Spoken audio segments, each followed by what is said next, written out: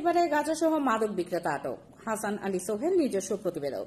নাটোরের বাগাতিপাড়ায় 700 গ্রাম গাঁজাসহ আনোয়ার হোসেন নামের এক মাদক বিক্রেতাকে আটক করেছে মডেল থানা পুলিশ। গোপন সংবাদের ভিত্তিতে শনিবার 5 জুলাই রাত 10:30টার দিকে উপজেলার জামনগর ইউনিয়নের শাহপাড়া গ্রামে ওই মাদক বিক্রেতার বাড়িতে অভিযান চালিয়ে গাঁজাসহ তাকে আটকের পর বাগাতিপাড়া মডেল থানায় হস্তান্তর করে সেনাবাহিনীর একটি বিশেষ দল।